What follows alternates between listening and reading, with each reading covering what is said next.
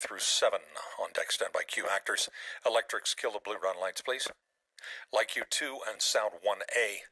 Go. From Arizona Theater Company, this is Hang in Focus with your host, Sean Daniels. As someone that grew up in Arizona, it's a great way for us to share the work that we do worldwide. And featuring co-host Chanel Bragg. That is our responsibility, is to reflect what is going on in the world. Streaming live from the State Theater of Arizona. Let's do it. Let's really use this moment to re-envision our... Welcome to Hang in Focus Live with Sean Daniels. This is the new Arizona Theater Company. I'm just glad that you're here. On today's show, Sean sits down for a conversation with Cody, performer of our upcoming production, Women in Jeopardy.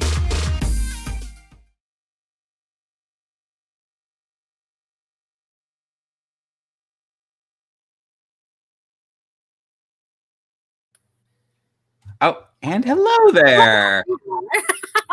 Hi, Sean. How are you? I'm wonderful. I'm thrilled to talk to Cody, but today is a big day for you, so I want to make sure that we have a moment. I'm wearing a tie. You're wearing a nice outfit. Why is everyone dressed up so? Can you tell us? Everyone is dressed up for the first ever production for United Colors of Arizona Theater. We are doing the last 5 years, and we're so proud. It was done on purpose. We've been in Affinity Space, which is a networking group for BIPOC professionals within the fine arts community that want to find a way to hone their craft and their skill. And so we provide workshops and dance classes and different things. So that way we can help the community with that. And so we've been a space for 5 years. And then during COVID, allowed everyone to reevaluate some things. And in that reevaluation, we decided that we want to become our own performance entity. So for the last 9 months, we've been working diligently to find a way to get to that, and what better show to bring us into that than the last 5 years. We have 2 casts we're really, really proud of. First of all, I want to give shouts out to my entire creative team. The entire creative team is BIPOC. Our technicians are BIPOC. Our performers are BIPOC. And we have 2 iterations of cast, one in English and one in Spanish. So this has been a labor of love for a lot of people that have really rolled up their sleeves and have been a part of making this a reality. And I'm so grateful to our team. I'm grateful to you, Sean, for being so supportive as well. And we're just excited. So we open tonight at the Scottsdale Center for the Performing Arts. So all amazing. I'm going to be there. We're all going to cheer. We're all going to cry. What's the difference, though? I think you work at both organizations. How does that work? I think what's different about it is that they played at 2 different parts of me, I guess I should say. And so the social activist in me, which is still very alive and well at ATC as well. But this is my own personal initiative where I get to really be that change that I want to see within my community. And so what we've done is I feel like I'm like a community organizer more than just a founder of a theater. The opportunity is we want to be the community's theater. We are a community theater, but we want to be the community's theater. And so with that kind of mission statement, we've reached out to all of the theaters. Across the last 3 days have been every theater in Arizona sharing our stuff, trying to get the word out there about our shows. And it's because we help staff those theaters. So people contact me and say, hey, Chanel, we're looking for these kind of actors and actresses. Do you have any leads? Do you know where to point me in any direction? And so United Colors of Arizona Theater not only gives a gathering place, we have over 400 members in our space, but it allows people, though, to finally say, access is now available. You no longer get the excuse that you can't find the actors that can play these roles. And so as a community organizer, or a collector of wonderful, talented people, I feel that's more my job than the founder / co-artistic team of this theater. So that is a little bit of the different. That one's far more community centric and helping staff all the theaters, including our own. So I feel like we are the liaison between the community and the acting populace here in Arizona. So what happens after this? So you do it tonight. It's all going to go crazy. People are going to rise out of their seats, right? They're going to rip the place apart. It's going to be like the most punk rock opening. They're going to, what happens afterwards? How do you and it closes shortly, right? It's a short run. So people got to be on it. It does. And also, our job is not to compete with any other seasons. I also want to put that out there because we're helping staff all the other different seasons. We are a summer stock. So all of our programming will strictly only be during the summertime, which is great because then we're not competing with any other schedules, and we can really use that time as a summer stock preface to really help hone and teach and create. We created a mentorship program that we had people like, attempting to shadow the different departments and then having that. So we're trying to grow the technicians also. So we have a lot of plans for the future, but we will increase. So this year was 1 show.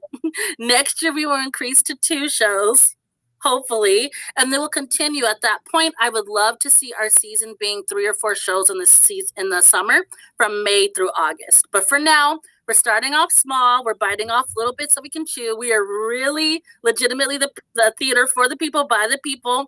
We don't have donors. We don't have sponsors. This is a true grassroots effort. So any fundraising efforts, if you donated to the Now campaign that was in March, I know, Sean, thank you so much for contributing, and everybody for rallying for us. That money helped with some of the royalties that we needed to get the last 5 years. Also, the fact that we're doing it in another language, the vocal score wasn't even available in Spanish. We had to hire someone to create it. So we're just really grateful for our friends. And that's ATC, that's Phoenix Theater Company, that's Child's Play. I just feel like every theater has rallied behind us, and we're just grateful. So next year will be 2 shows, which will likely be like a TYA and another main stage. And then we see how we grow from there. Do you want to breaking news on our show? Do you want to announce what your shows are for next summer? Oh my gosh, we have no clue. All right. We have no clue. But what we did learn with this experience, of course, with providing bilingual programming, we want to continue doing that. So we do know that now any titles that we're looking at, we want to have that duality so we can always make sure that we're providing ultimate access for the community, for people to be able to come and see our shows. So I got a lead on a really interesting Romeo and Juliet that could be done bilingually that I'm excited about. So perhaps we may go classical next summer. All right. That'd be great. Well, I can't wait. We will be there in a matter of hours. Yes. And thank you, Sean, for coming. I'm just so grateful. I'm grateful for our marketing team for putting up our flyer today. So thank you guys very much. Yeah. Howard. There we go. Right. Thank you, Howard. I appreciate you. So let's turn briefly away from the hero of the American theater, Chanel Bragg, and to the woman that has worked, I think, actually everywhere in the American theater and on Broadway, and is, I think, one of the funniest artists that I know. Man, woman, child, animal, this is the funniest that you will come across. And that is Jen Cody. So Jen, go ahead and come on out to the show. Hi, Jen. Animal? Animal. No, I was having a big conversation today with people about how, did you not feel like monkeys were bigger in the 90s than they are now? I feel like there was a lot of monkeys. It's the things we talk about during the day. Anyway. A lot of work being done there in Arizona. Yeah, that's right. We could only fundraise for so many days in a row, and then we're like, let's talk about monkeys just for a half an hour and take our brain off of it. I actually think I've played every kind of animal. I think there's something about being small and my voice being kind of weird. They're like, that's a zebra. Or like, I don't know, that's a fish. Always. Yeah. So just because we're talking about animals and you have so many amazing stories, can you tell us how you met your husband? Because it's one of my favorite stories that you tell. Really? You want me to tell that story? Yeah. Okay. So we met on Cats, on the road, on the national tour of Cats. Funny thing is, my husband is not necessarily a dancer, but he played a role that was a real strong comedic mover. So he played the Rum Tum Tugger, and he joined the company somewhere in Canada, I think. And do you want me to tell how good he was in the show, or do you want me to tell you how I actually got him to I love ask that me you're out. like, this isn't really a story. Anyway, I was on the national tour of Cats, and I was hitting on Rum Tum Tugger. Yeah. Yeah, so he was the company, and everybody, we've been on the road a while. There weren't a lot of options. That, not to say that I wouldn't have picked him anyway, because that sounds terrible. But a lot of women were single, and here comes a straight man in Cats, which was very rare. And it was like we became cats. And all right, people who don't know me are gonna be like, she's crazy. But I knew, your strengths, right? I'm not a supermodel by any stretch of the word. And there was a supermodel who was like, he's mine. And so the fight began. And this is awful. I'm embarrassed to say it, but whatever. I would call ahead to the hotel that we were going to in the next city and make sure my room was next to his. And then I would listen at the door in the morning. And when he would leave to go to breakfast, I would leave right after him. And I would walk into the room, into the dining area, and be like, oh, hi. And he'd go, oh, do you want to join me for breakfast? I was like, I would love to. Psycho. I was a little crazy, but I won. I mean, in the long run. We've been married 27 years, so I mean, right? I love that. Listen, that's why I love that story. I was just like, I can't picture you in Cats. I can't picture you hitting on Rum Tum Tugger. I can't, and you did it all, Well, and I cut off before the part that's actually too humiliating to say, and anything that's taped or recorded. So sometime when I get to Arizona, I'll finish the story. Yeah. Look forward to it. So you are going to be in Women in Jeopardy when it happens, right? Yes, finally. Yeah. And but in the role that you originated, you were in the world premiere production of it. I was a while ago. And I remember, because I directed it, but the director always leaves after opening and goes away, right? And you get the performance report each night about like how it went. And then at the end of each week, you would also send me like the bruise report. You would take pictures of the bruises on your body that you claimed the blocking was doing to you. That sounds about right. Yeah. Yeah, and you would, because you were, I mean, one of the most physical actors. You were tossing yourself all over the stage. You were sliding across things. There was a countertop and an island that took up most of the stage, and so I actually did the play in two places, and I'd have to throw myself over the top of this. Sometimes there was like a bi-level one in one theater, one other theater it was like a real long one. So it became very physical. I mean, that was what was funny about it. So I'll do anything for a bruise. I mean, if you'll laugh, all right, I'll do it. So just give us a little bit, like, what's the Jen Cody career for the 6 people watching that don't know you? Like, you have been everywhere, right? You've been a Disney princess. You've been on Broadway. I know, it sounds exciting, doesn't it? But I know I work very hard, but I know a lot of it has to do with luck too, right? Just being in the right place at the right time. I think they always ask like what you would tell your younger self, and I would say like that thing that I thought was why I wasn't going to work, which is the fact that I'm 4'11", was actually what made me unique and interesting.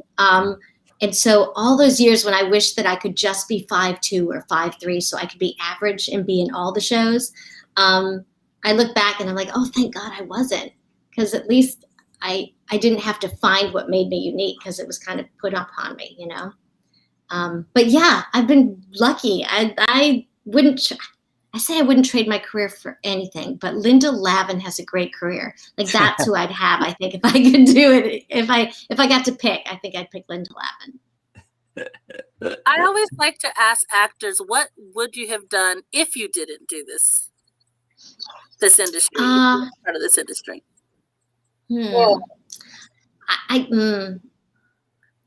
Up until a couple years ago, I would have said politics, but now not so much. I probably would be like an interior designer. That fascinates me. Yeah. That's exciting. I don't know. Yeah. I mean, during COVID, I was like thinking about everything, right? I'm like, okay, so I'm never going to perform again. So I could make baskets, or I was trying to think of all these things that when the world collapsed, they would still need. And I found out I don't really know how anything works.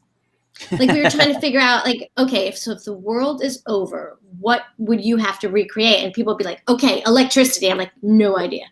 They're like, okay, running water, no idea. Like, I really don't know how to do anything except perform, I think. But I'd rally the troops, I guess.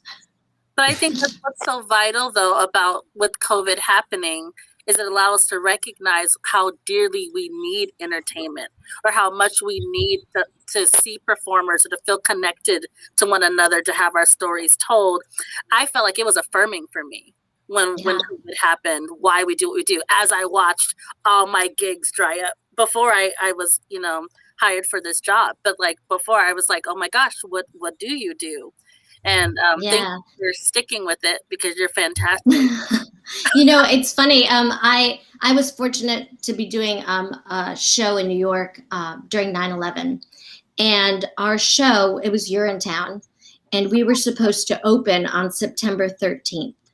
And we were in previews when September 11th happened. And they ended up postponing our opening for a week, but we came back on the 13th. So we actually, unlike COVID, we were only down 2 days. And our director got up, and our audience, there was an audience there.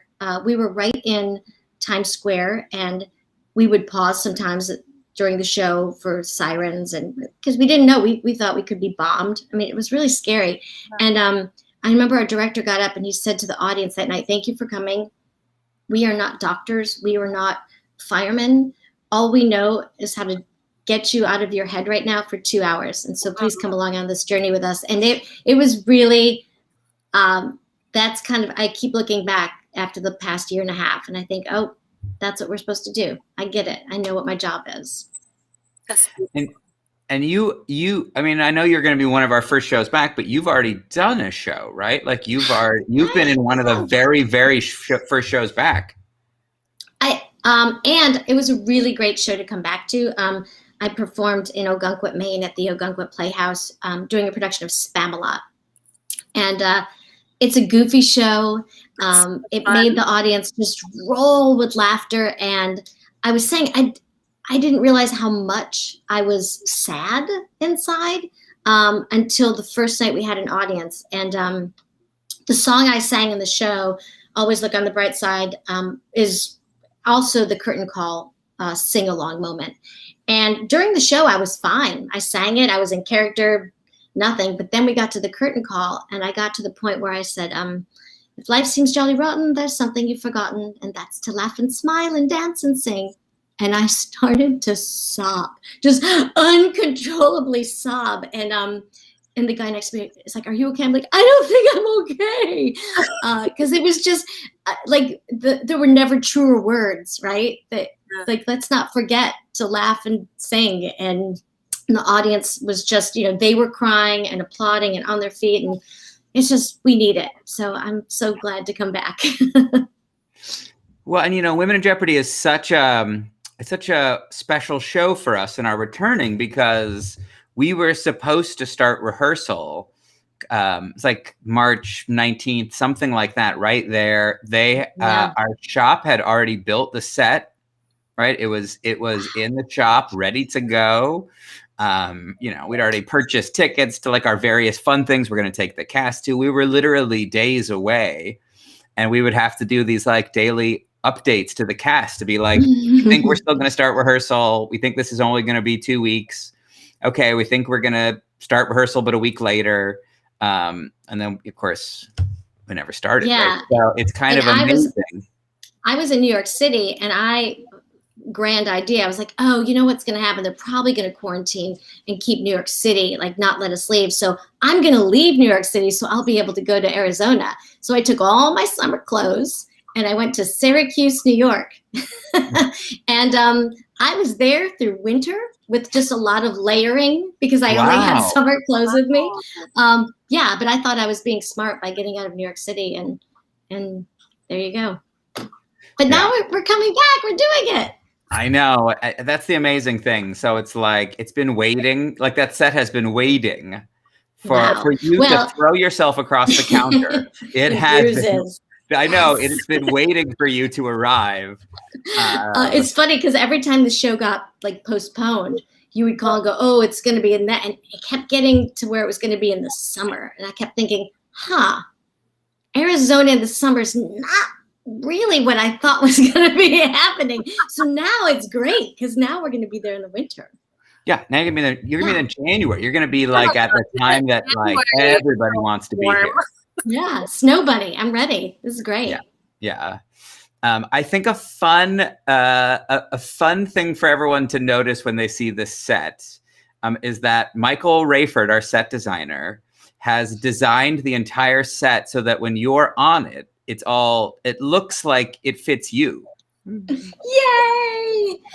Will he let me bring it home and put it in my apartment? Yeah, I don't know. That's the thing. I'm going to actually be able to reach things and stuff. When we did the show the first time, I would have loved to see like what the production meetings were after rehearsals, because we started rehearsals and at some point early on, Sean realized you could not see me behind the island because at the theater, the seats were down below. And so people looking up would not be able to, I would have been just like this, like Kilroy was there. And so at some point they decided like, let's just shrink it down. And I was actually playing opposite a woman who was about 6 foot tall, 6 something. That's right. She looked enormous on the set. And everyone thought that I was like average size and that she was just this huge, tall woman. Julia Brothers, she's coming back. Oh, good. Julia Brothers. Yay. Yeah. But so, because the first time you're designing the set and then you cast it and then you get there and, it's like a new play, you're figuring it out. And then, we had to have a production meeting where it was like, guys, she can't reach anything. She's standing behind things. Like this woman would never have bought this house. Like you watch it, you're like, no, she would have walked in. So this time we're like, let's build a house for Jen. Yay. Yeah, that's and exciting. Julia will now look like a giant on it, right? Right? She's going to be, it's funny. We just did Spamalot, like I said, and they built the castle and they were trying to make it like some kind of forced perspective kind of thing. But they cast a gentleman who was so big that he made the castle look like, what's it? It's on 11. What's that movie? Oh, Spinal Tap. It looked like the Spinal Tap castle. And so so they had to move everyone else downstage of the castle so that it didn't look crazy. So, I have a 3-year-old daughter. And so maybe the most important thing to her, right, is that you are a Disney princess also. I know. How did that happen? Can you tell us a little bit about that? Yeah. So I had done a show called The Wild Party in New York. And I played a character called May. And she was like this squeaky 1920s flapper. And they started to cast for Princess and the Frog. And the casting director was just like, there's this girl. And they called me in. And it was like an in-person audition. It wasn't just a voiceover. And I remember I went to the first call. And it was like everybody was there. And about 3 months later, they called my agent and they said, we would like Jen to come back. Can she dress the part? And I was like, what? Isn't this just my voice? Like I have to dress. So I think I had a sassy, like, whatever, I'm going to dress like a princess. And I went and I had to sing live because it was just not just the voice, but I also had to sing. And then like another 3 months went by. Like it was a really long process. And at the end, there was 4 people left. They called and they said, you're the only one that doesn't have a CD. So could you go to the corner? Because there was the film center was here. Could you go and you make a CD? It was like a Friday afternoon at 4:00. Wait, what? What? Like make of you singing? Yeah. So I took my audition book, and I think back to the songs I sang. No place on a Disney princess thing. I was like, I know I sang like Pat Benatar. Like I only sang the songs I had. But that would have been funny. Yeah, right. Here's to the ladies who lunch. Yeah, just and they called on Monday and they said you got the part. I know. Here's a really funny story though. Wait, you went on Friday, you recorded it and you sent it Friday night? They sent it from the place. I hired an engineer for an hour. And then they called Monday and they said, "Are you Jen Cody or Jennifer Cody?" And I was like, "I don't understand. What does it matter?" And they're like, "Because you got the part." But so I had done about a year of auditions, and I didn't really know what accent to do, So I just did one for the whole audition. So they fly me out to LA, and I go out to eat the night before. I'm supposed to record like the first session with the two directors, right? Which are the two directors of The Little Mermaid. So I was already overwhelmed with them. And somewhere throughout the course of the meal, I was like, I have a question. Am I going to have like a dialect coach? Is someone going to teach me? And they both looked at me and they're like, well, you should just do what you've been doing. And I was like, I was doing Foghorn Leghorn. Do you remember Foghorn Leghorn? Yeah. That's literally who I was doing in my auditions. But apparently it was right, because so when you think of Charlotte next time and you can listen to the voice, think about Foghorn Leghorn. Oh, that's so funny. Oh, Eddie Diaz, our artistic producer, just saying, Jen, Charlotte Lottie LaBouff is a great character. Thanks for bringing her to life. Thanks. It was such a labor of love. Because she didn't start out as a great character, honestly. She, in the first pass through, she was a really bratty character. And as we recorded, we would change things and they would add stuff. And she ended up, I think, becoming like a really, really sweet, good person. Whereas I think she was supposed to be the stereotypical brat at the beginning. So are you in the new ride? They're making a new ride, right? I don't know yet. I don't know yet. I hope. I said all I want is when because it's a log flume, I believe, that like at one point when someone goes down, you just hear me like, ah! Like screaming. That's just all I need. It's just like a little scream. We'll see. So let's just talk a little bit about coming back, because I think it's so inspiring to hear you talk about, like, you're a performer, right? You've been a vice president of Actors Equity. Like, you've really advocated for actors during this time. Like, what do you think it's going to be like what are you looking forward to when we return to performing? I mean, what do you think because you've heard it all from the equity side, from the actor side, from our side. Like, what are you really looking forward to? I think the world has changed. And I think we're coming back better. Like, I hate to say, Biden's tagline, but I think that I look forward to what this is now. And I think it's going to be rocky. We're going to figure it all out, but it's exciting. Even in, our union, there's a different focus, and there's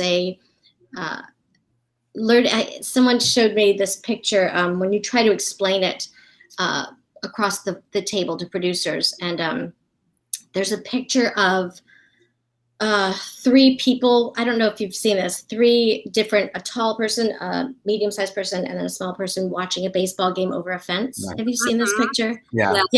And it's the difference between equity and equality, but I think we're just trying to tear down the fence. And that to me is so exciting, because let's just tear down everything that we're trying to be equal. Let's just get rid of the borders. So that's exciting to me. I think we're going to have better theater. I think there's just going to be better work coming out of it. So that's what I look forward to. I think I always say when you have to do like a black box show or something, and they're like, look, there's no budget. All you have is a spoon and a chair. That's like the best theater, right? Because you don't put all the other stuff on. You're just saying the words and doing it. And so I think there's going to be a lot of that. I hope. Right. That's my hope going forward. And what do you think it'll be like doing Women in Jeopardy again? I hope it'll be funny. That's going to be my focus. I think I'm curious to find these characters again. I mean, we're different people. It is a different world. And I think that it's exciting to go back and do something that you did, and hopefully bring a completely different level to it, Yeah, because I'm not good at math, but like, how many years ago did we do the world premiere of it? Well, I was just a child. That's right. I know. Yeah. It's funny because when we did it the first time, I don't know if you remember, but we had some guests that would watch us rehearse. Right. And it was some of the scenes we were trying to figure it out. It was the first time. No one had ever done it before. So we were trying to like work on things, and they were very vocal, these guests, and they would take notes and they would give you the notes. And this one gentleman came up to me and he's like, "Well, you're too young." And I was like, it was like the night before we opened. And I go, "Well, I'm actually the age, I'm the right age." He's like, "Too young." And that was it. And then walked away. And I was like, what do I do with that? What do I do with that? Yeah. So maybe I'm just not too young anymore. Maybe I'll ask him to come back and see it again and give me a different critique. Yeah, I think it was like 6 years ago, right? At least 6 years ago. Yeah. No, I mean, it's exciting to return to a piece, right? That was such a hit. It launched, it gets performed all over the place. And for that original, because you're right, none of us are the same people, right? The jokes will be different. Intents will be different. And things that were funny might not be funny anymore. I think we're going to have to tread, like, there's been a Me Too movement. There's things that have changed how we say things. So we might have, I don't know. It'll be exciting. Yeah, I wouldn't be surprised if Wendy did some rewriting, right? Because some of the jokes, I mean, you never know, right? If suddenly a joke makes an audience suddenly check out and go somewhere else and feel like I shouldn't have laughed at that, right? It's funny in Spamalot. This is just exactly like what you just said. Is that Spamalot's a little dated, and there's a lyric that says, "I'm constantly replaced by Britney Spears," and it's dated. Nobody gets replaced by Britney Spears anymore. So she sang it. I'm constantly replaced by Britney Spears. Free Britney Spears. And the audience went nuts. And all she did was add free Britney Spears. And all of a sudden it was topical and everyone was in the moment and back on board. And so, yeah, I think there's like a way to do that. Well, we talked with Wendy earlier today, actually, and we were really excited about like what was her thought of why she wrote the show. And so I was like, if you can give us like a reason why this show is important. And what she said was so beautiful. And I want your take on this about how important relationships are between women and how those relationships are just as valuable, as important as a romantic relationship. And that show really, Women in Jeopardy really does embrace that. What do you think, since you've had time with the script?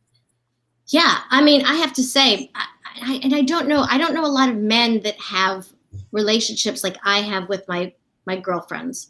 I have girlfriends that I could call at any time of the night and say, "I'm in Alabama, come get me," and they're there. Like, there's just a thing with women, and she captures it well because there's that thing that women can do with being like maternal and loving to your friends, but also being cutthroat and having to tell the truth. And I don't think men do that. I think women find a way to do that. And these characters are loving and kind. And then the next second they're, telling the truth and putting it out there. So I think that she does that really well and captures these, the relationship between three middle-aged women, Well, and she went even further, and she was hoping that the audience takes away the idea that your friendships are just as important as the romantic relationships in your life, right? That you should value those and care for them because they have as much impact on your life in the long haul as a guy that you date, even if it works out and you get married, right? That those relationships still have such weight and we don't ever see that on stage, right? I mean, you rarely see a theater show with multiple women in it, much less having a complicated relationship with each other. Yeah, that's very true. And It's interesting because I have friends that I've had since, for 25, 35 years, long before my husband was a part of the picture. And we still, when we get together, it's like no time has passed. And I don't, it's special to women. I don't know what that is. I don't know if it's our estrogen. I'm not really sure. Yeah. Well, and what's amazing, I think, for our production, and you've talked about this before, is that you so often went to auditions, right? And you were all auditioning for the funny woman, right? Yeah. In the show, right? If you you're a brilliant actor, so you go there and you see other brilliant actors, and you're all going for it, right? And you never, the cast list never goes up, and you're all in it together, right? Playing off of each other. And that's what's been amazing. And even watching the process is watching you build bits with other women, your age, that are equally as talented, that you just never get to be in the show with them. No, and it's funny. I originally auditioned for the other role. I didn't audition for this role. So it's a dream, right? Like, I remember learning about what timing was and everything by watching Sally Struthers. Like, honestly, she would build bits. We've done a few shows together, and I would watch her craft them every night, like math. And I was like, oh, she waited an extra beat. Oh, the audience did that. Like, and to this day, I think she's been the biggest teacher of that to me.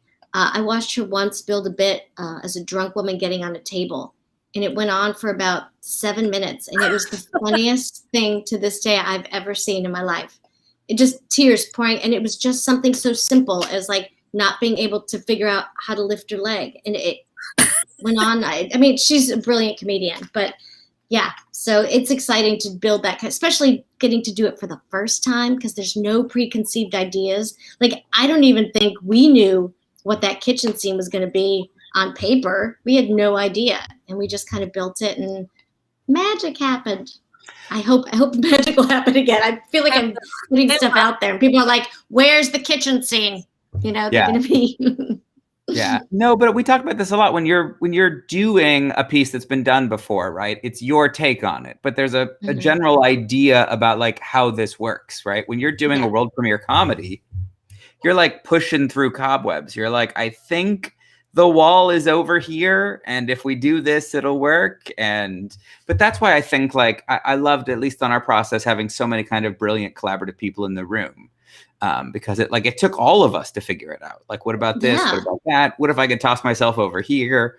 And then we'd be like, what if I ran into this door? And then we're like, well, this door will fall off. And then we're like, well, what if we could strengthen it? The wall moves. So that's right. We're like, hit that whole wall move. That doesn't work, But it took us and the designers and everybody to figure out, like, how do you build a comedy so that when people come, they don't think like, oh, they're still figuring it out. They just think, oh, I haven't seen this before.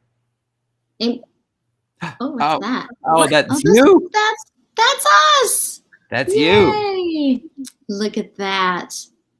My gosh. This is when you were too young. I was too young. Just that's it.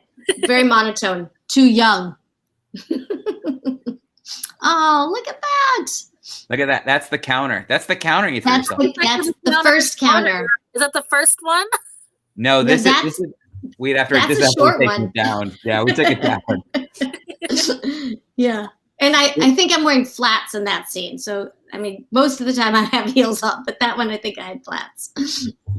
It was also that like theater magic that happens where we were like, what if your character stood downstage of the counter a lot? But, those choices that get made that people don't think about when we're just like, maybe you go get some wine and you come downstage immediately.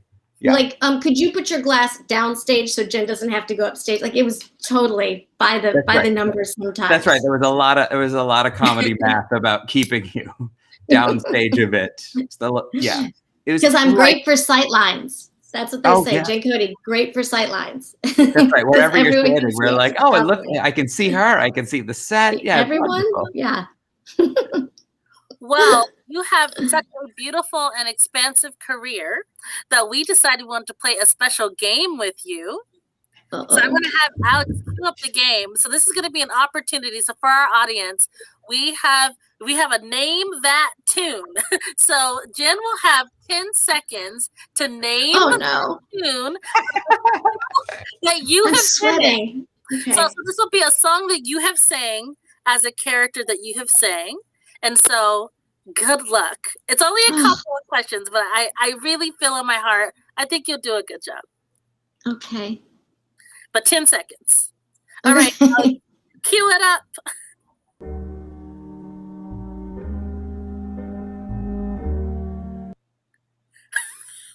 What was that? That was a song I sang? Oh, jeez. I have no idea. Like, oh, God, really? No idea. I have to tell you, I was saying earlier, once I do a show, like I do it, and then I push it out to make room for other shows. And so, what song was that? Tell her I Tell love her I love her. Oh my gosh. Do you hear the Sorry. question now? Yeah. Sorry, Greg and Greg Codis. Sorry. All right, we'll go on to the next question.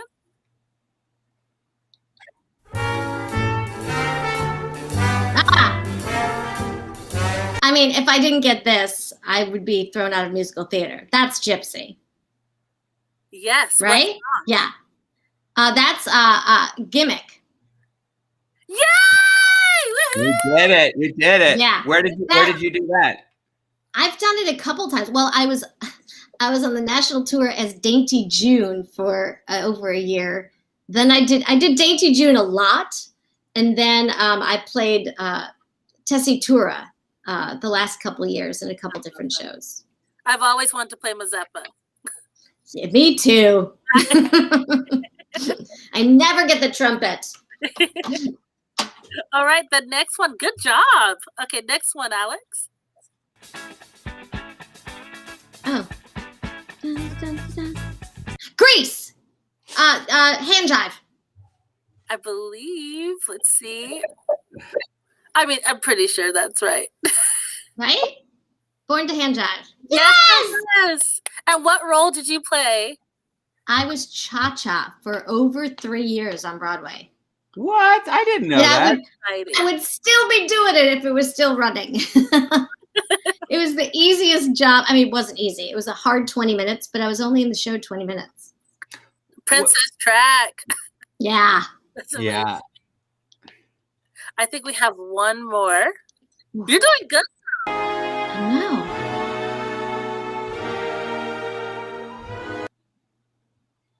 No idea. I'm saying like a golden age musical, but I don't know what it would be. Da da da. I don't know. Take back your Oh wow. Another classic that I missed. Sorry. When did you do that? I did it in Houston at Houston Tuts. I was Adelaide 4 years ago. Wow. Wait, so Yeah. how many Broadway shows have you done? I know. I was just thinking that. 9. No, oh my God. Amazing. That's a lot. Most people try to do 1, maybe 2. I told you. Lucky me. Can you, what are the 9 shows? Can you tell us? Yes. Cats. Beauty and the Beast. And who'd you Grease. play? Who'd you play in Beauty? I was the little silly girl who faints all the time, thus learning what physical comedy was. Just fall down. I love it. Yeah. Grease.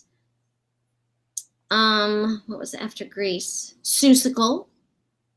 Urinetown. Taboo. Shrek. Pajama Game. Christmas Story. Who were you in Shrek? I just had to know. I was the shoemaker's elf. Yes. And 3 Blind Mice and the dragon. Like, did a lot of things. That's so cool. And who were you in A Christmas Story? Mrs. I can't remember her name, who like yells on the phone the whole time, and then I was the lead elf in the Christmas scene. Get out, the angry elf. You know? Yes. Yeah. Jen, Elves tend to be in my repertoire. yeah. I just named 2 elves that I played. Yeah. That's amazing. 9 shows and a Disney princess. Like you don't have to figure out how electricity or running water works. Like that's a lot right there. Let's hope that's true because we're up the creek if I'm in charge of setting the world again. I mean, honestly, don't know how to do anything. I know. I remember calling you to be like, we think the show's going to happen again. And you were like, oh, thank God. I was going to go work at Applebee's because I really did. I was like, my husband got so mad at me. I went on Indeed and I like filled out like what I'm good at, which is apparently just like welcoming people into stores. That's like what Indeed said I would do. And so my husband was like, you're not going to work at Applebee's. I'm like, well, it's going to come down to that. And I'm going to go to Syracuse, New York, and I'm going to work at Applebee's. So thank goodness for Applebee's and for me. That didn't happen. That's right. That's right. Is there a role yet that eludes you that you want to play? I don't think it's written yet. Right? Like, I loved playing Sylvia.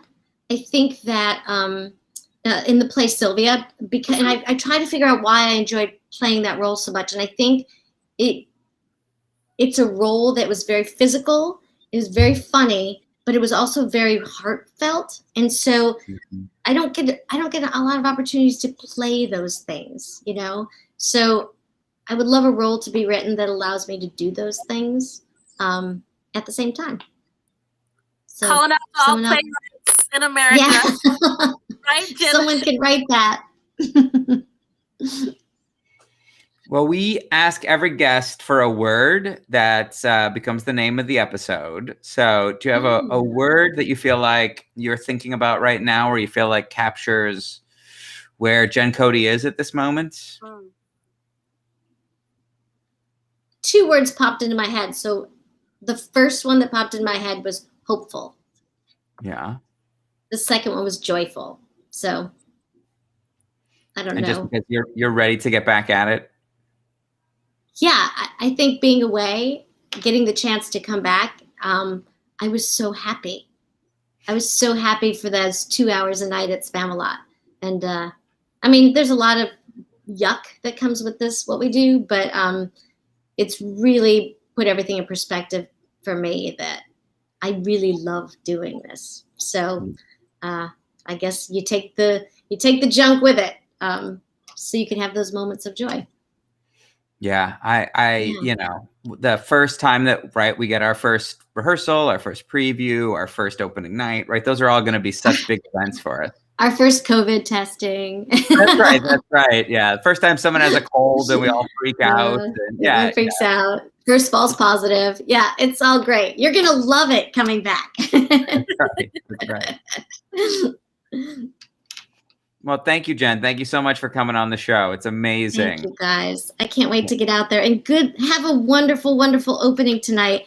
I'm so I'm literally gonna go and tell people about the idea that you have Spanish speaking last 5 years, that you guys found someone to put in Spanish. Like that to me is such an amazing thing that I want everyone to know about it. And I will spread your acclaim far and wide.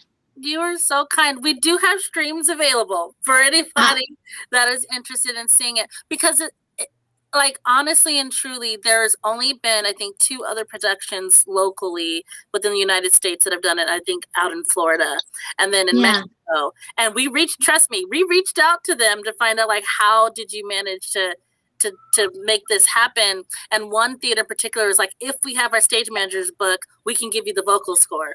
But they did not. So then that was another like phone calls across the nation, trying to pull favors from friends. And a special shout out to Aldi Montefar, who is the music director for my band, the Phoenix Afrobeat Orchestra. He is a Spanish speaker and incredible musician. And he was like, I can do it. And he charted it for us. And that's amazing. Rallying behind us, because anybody else would have cost us thousands of dollars to make that happen. But he believed in our mission. So he said, don't worry. I mean, he charged me, but he didn't charge me that. I'm grateful. I'm grateful for him. Does Jason Brown know that you did this? I don't think so. MTI knows that we did it. He will now, because I'm going to call him and tell him what you've done. Yeah. Oh my God, I would love that. I would love that. Yeah, we're grateful. Totally. We're just grateful for the opportunity to provide a real level of access that just should exist. We live in Arizona. The majority of our population here is Latinx. Yeah. So it seems like a no-brainer. Yeah, totally. Thank you. I have a great opening. I hope it's huge success. Thank you. All right. Well, thank you, Jen. Chanel, I will see you at your opening. Other people should join us also if they want to. Where can people go online to get your tickets? People can go online to Scottsdale Center for the Performing Arts. So if you go on their main website, that is how you can go. But if you go on United Colors of Arizona Theater, we have a Facebook page, we have an Instagram. We are blasting everywhere how you can either get access to this. Oh, there you go. Thank you so much, Alex. So below, visit unitedcolorsaz.org. That will also take you directly to the Scottsdale Center for the Performing Arts ticket page. And also, if you're a student, because again, we believe in providing access, if you're a student, there is a discounted rate for you to be able to afford to come to see the show. So just reach out to me personally if you don't know how and what that code is. So that way we can get you those discounted tickets, because you deserve to go see theater just like everyone else. Your pocketbook should not come into play with that. Everyone has the ability to see theater. It's wonderful. All right. We will have a fantastic opening. And we have some exciting things coming up on our call board. You're going to learn a little bit about our annual gala that's coming up. So look out for from our development. Great. All right. We'll send it to the call board and we'll see everyone tonight or next week. Yes. Bye. Thank you, everybody. This is your call board for July 16th to July 22nd, 2021. Hi, I'm Assistant Digital Producer Alex Hollis, and thank you so much for joining us today, where Sean sat down with Jen Cody. Be sure to join us next Friday, July 23rd at 4 p.m. Arizona time for another exciting guest on Hang and Focus Live. Now let's throw it to development with the Giving Corner.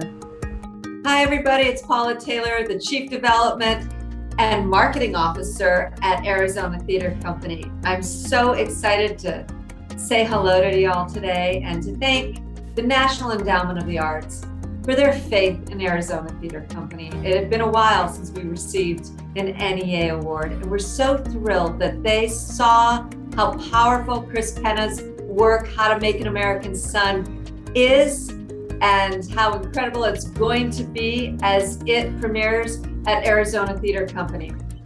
So thank you, NEA, for your faith in us, and thank you, all of you.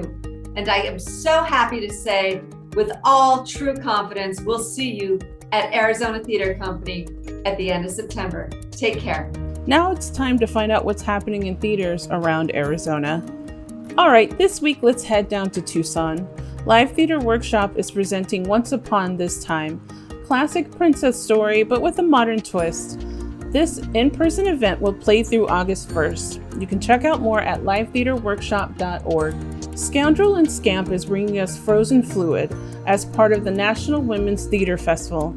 This production will be available to view online July 17th at 7:30 p.m. AZ time and July 24th at 7 p.m. AZ time.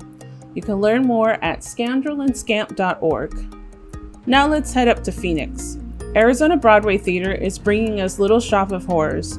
This event is in person until August 8th.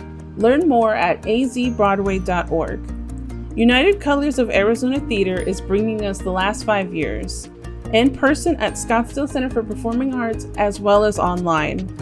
There will be 3 performances in English and 3 performances in Spanish. You can learn more at unitedcolorsaz.org. And if you enjoyed today's conversation, please tell a friend, pass it along, like us on Facebook and Instagram, subscribe to us on YouTube, ring that bell so you can be notified when we air live and to see our latest content. Have a great weekend, everyone, and we look forward to seeing you next week.